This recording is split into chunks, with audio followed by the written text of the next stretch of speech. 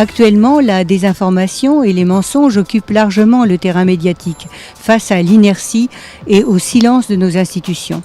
Peu de journalistes osent enquêter, investiguer et affronter les lobbies les plus puissants. Nous remercions chaleureusement François de Closets de répondre à nos questions. Journaliste et écrivain connu de tous, il traque depuis 40 ans les dysfonctionnements de notre démocratie.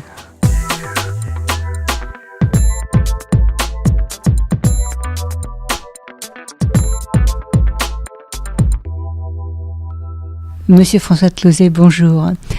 En 2003, notre association a organisé au Collège de France un colloque sur la violence routière. À cette occasion, vous nous avez raconté l'expérience que vous avez eue du lobby des alcooliers alors que vous étiez journaliste à l'Express.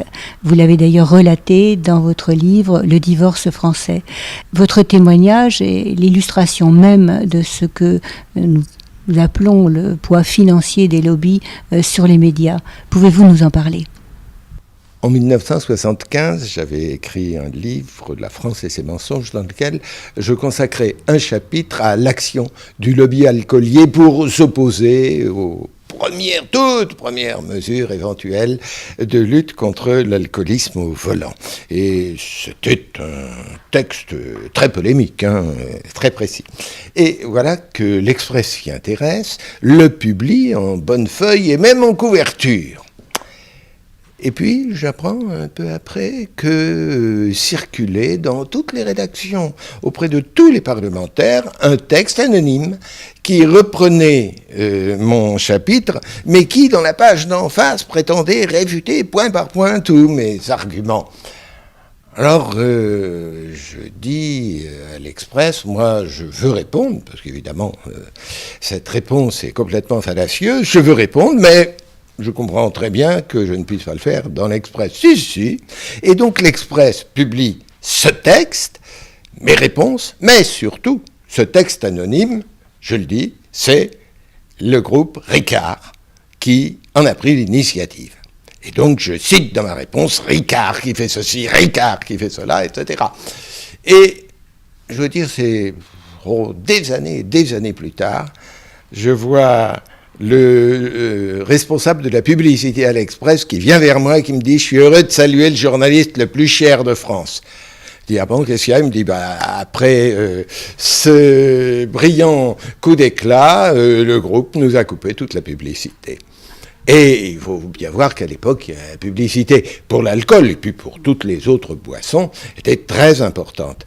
Hélas, je ne pense pas qu'aujourd'hui, la presse soit en situation financière assez solide pour prendre des risques de cet ordre. Que pensez-vous du conflit d'intérêts de journalistes qui sont chroniqueurs, essayeurs de voitures ou responsables de rubriques sur les vins qui sont bienveillants avec les lobbies, voire pourvoyeurs d'une publicité rédactionnelle qui ne dit pas son nom ?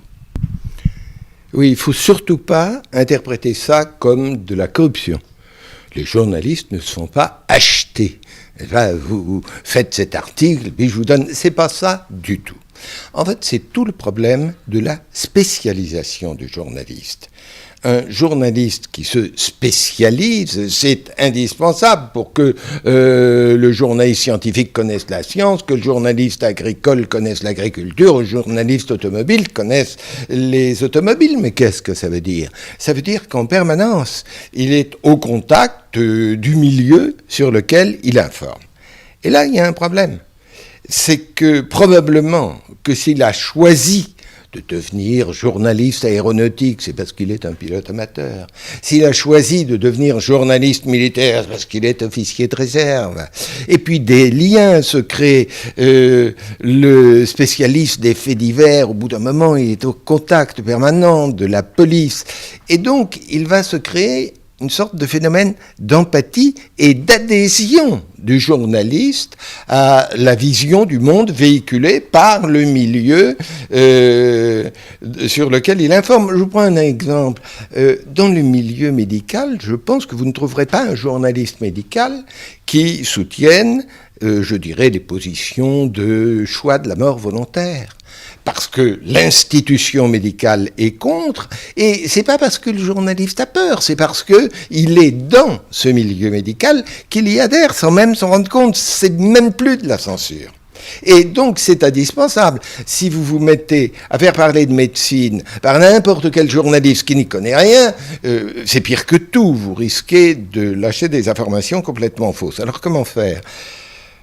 Je pense que c'est un métier au niveau de la rédaction en chef. La rédaction en chef doit être consciente de ça, surveiller, au besoin rectifier, et au besoin, sur des sujets trop sensibles, dire « je mets un autre journaliste et je demande à mon journaliste spécialisé de vérifier qu'il n'y ait pas d'erreur ». Mais vous ne pouvez pas empêcher qu'un journaliste qui, pendant 20, 30 ans, va traiter un sujet, de prendre ce sujet à cœur et d'adhérer à la vision qui est celle de ce milieu. Une minorité de conducteurs se pose avec beaucoup d'impudence maintenant comme citoyens victimes d'un État répressif qui les rackette en toute illégitimité et ils entrent en résistance. Que pensez-vous de ce dévoiement des mots, de cette dérive qui est souvent relayée par les médias ?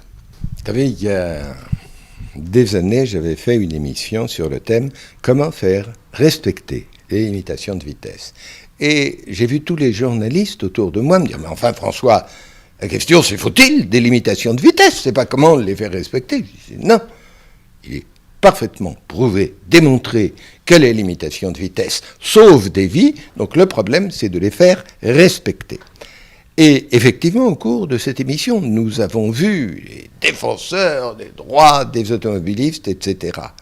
Et ce qu'on ne dit pas clairement, c'est qu'effectivement, la vitesse est un plaisir. C'est agréable de rouler à l'allure qu'on veut, on y va, etc. Et qu'au contraire, la vitesse de sécurité, avec toutes ses limitations, ça tue ce plaisir.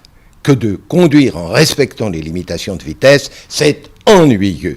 D'être en permanence à regarder ce que je dépasse, etc. C'est vrai, c'est ennuyeux. Et je ne pouvais faire comprendre ça qu'en disant maintenant, écoutez, non pas seulement l'automobiliste triomphant, écoutez les victimes, regardez ce que ça veut dire, la liberté, le plaisir de conduire. Et donc, il faut être entre les deux. Mais il est clair que les gens qui font tous ces discours, ces livres à la gloire de la liberté et de la vitesse, ils n'évoquent jamais la situation atroce des victimes de la route.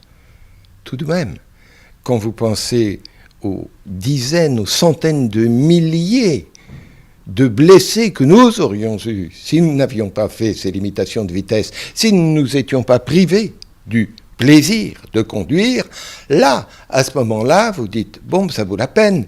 Mais moi aussi, je me suis fait déjà enlever des points pour excès de vitesse. Pas beaucoup comme excès, mais oui, je fais pas attention. Et puis, c'est embêtant de prendre soin des autres. C'est embêtant.